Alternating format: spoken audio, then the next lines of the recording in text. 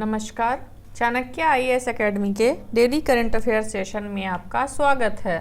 आज है 12 अगस्त और 12 अगस्त से जितने भी महत्वपूर्ण प्रश्न बनते हैं हम उन पर चर्चा करेंगे। हमारा आज का पहला प्रश्न है, हाल ही में किस राज्य सरकार ने शेरों पर नज़र रखने के लिए सिंह सूचना ऐप लॉन्च किया है?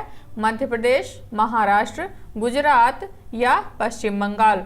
तो अभी हाल ही में गुजरात राज्य सरकार ने सिंह सूचना ऐप लॉन्च किया है। विश्व शेर दिवस मनाने के लिए गुजरात के मुख्यमंत्री भूपेंद्र पटेल ने सिंह सूचना नामक एक नया मोबाइल एप्लीकेशन पेश किया है। सिंह सूचना ऐप व्यक्तियों को शेर देखे जाने की सीधे वन विभाग को रिपोर्ट करने का अधिकार देता है।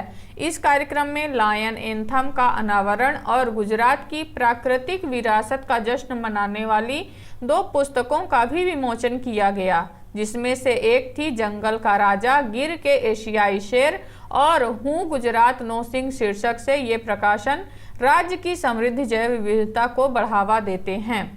हमारा आज का अगला प्रश्न देखेंगे, किस राज्य की विधानसभा ने राज्य का नाम बदलने के प्रस्ताव को मंजूरी दी है? कर्नाटक, केरल, तमिलनाडु या इनमें से कोई नहीं? तो अभी हाल ही में केरल राज्य की विधानसभा के द्वारा केंद्र से उसका नाम बदलने के प्रस्ताव को मंजूरी दी गई है।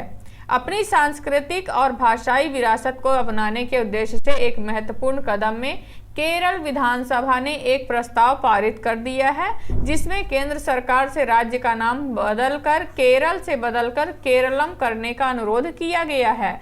केरलम शब्द की उत्पत्ति 2 मलयालम शब्दों के मेल से हुई है, जिसमें केरा जो नारियल का प्रतीक है और आलम जो भूमि को दर्शाता है। इस प्रकार केरलम राज्य की प्रचुर नारियल की खेती को श्रद्धांजलि देते हुए नारियल के पेड़ों की भूमि के सार को जटिल रूप से प्रस्तुत करता है, जो भारत की कुल नारियल की फसल का लगभग 45% योगदान देता है।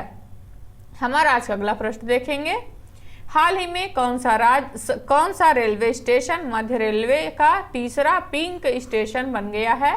न्यू अमरावती, न्यू जलपाईगुड़ी, अमृतसर या इनमें से कोई नहीं?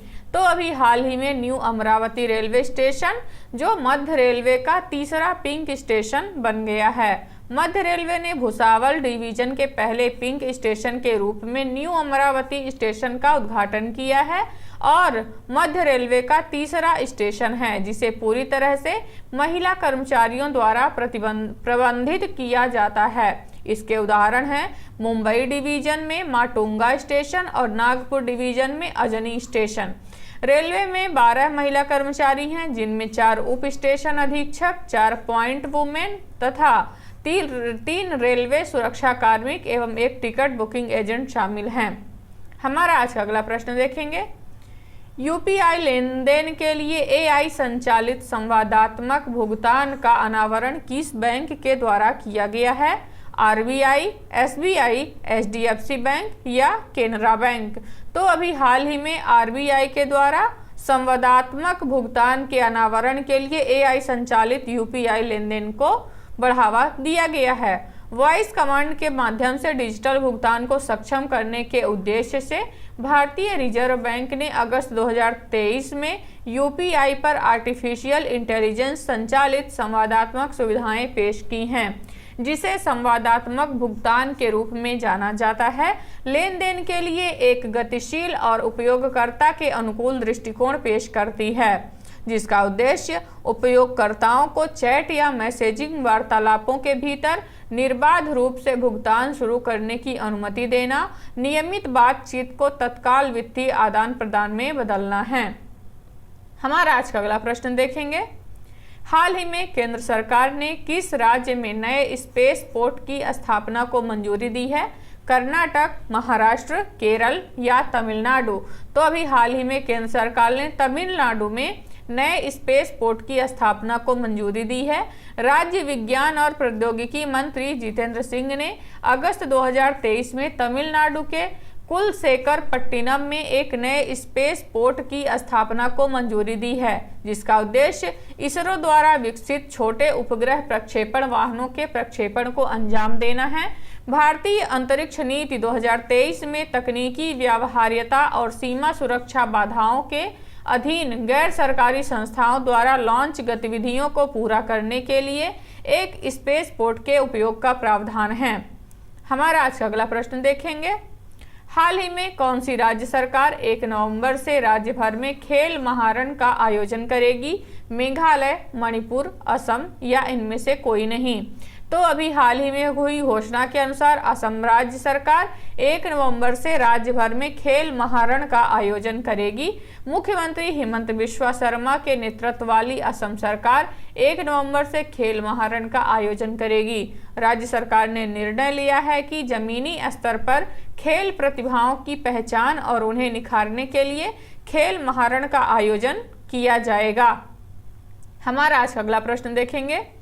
हाल ही में अमेजन वर्षावनों की रक्षा के लिए अमेजन सहयोग संधि संगठन की स्थापना कहाँ की गई है? ब्राजील, सूरीनाम, गुयाना या कोलंबिया?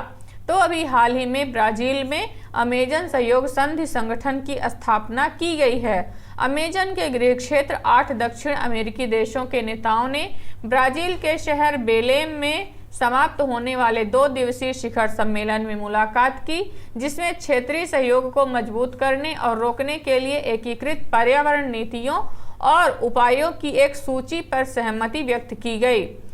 अमेजन सहयोग संधि संगठन के शिखर सम्मेलन ने मेजबान देश ब्राजील को वर्षावन को बचाने के लिए नया और महत्वाकांक्षी साझा एजेंडा कहा है।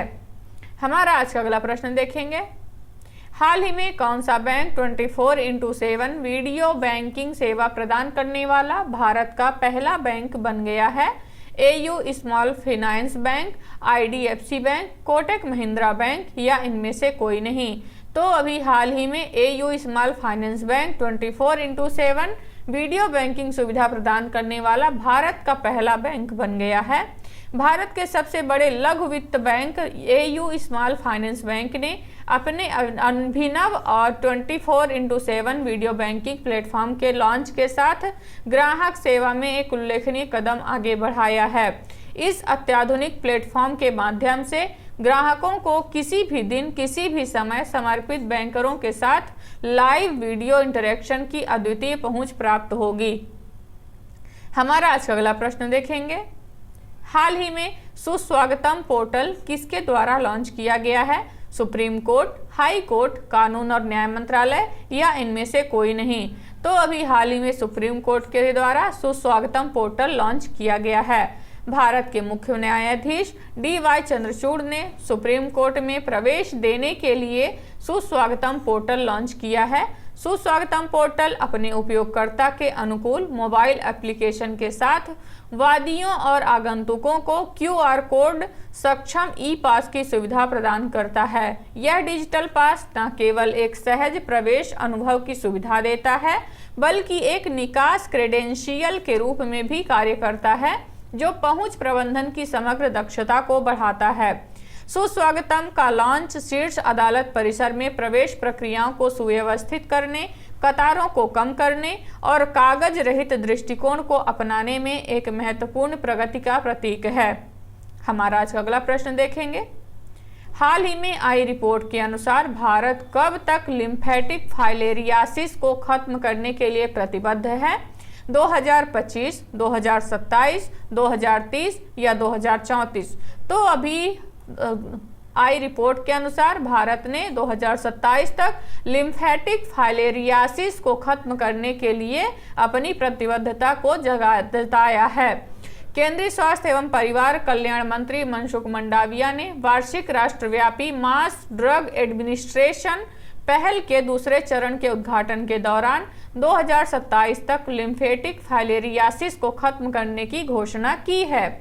यह आयोजन न केवल लिम्फेटिक फाइलेरियासिस उन्मूलन के लिए एक नई प्रतिबद्धता का गवाह बना, बल्कि अन्य वेक्टर जनित बीमारियों से निपटने में एक सक्रिय कदम भी था। मंत्री मंडाविया ने वर्ष 2023 के लिए डेंगू और चिकनगुनिया बुखार के नैदानिक प्रबंधन के लिए राष्ट्रीय दिशा निर्देश लॉन्च किए हैं। तो ये रहे आज के हमारे कुछ महत्वपूर्ण प्रश्न। आशा करते हैं चाणक्य IAS एकेडमी द्वारा चलाया जा रहा करंट अफेयर सेशन आपको पसंद आ रहा होगा। हमारे ऐसे और भी कंटेंट से जुड़ने के लिए चैनल को सब्सक्राइब करें और बेल आइकन दबाना ना भूलें। धन्यवाद।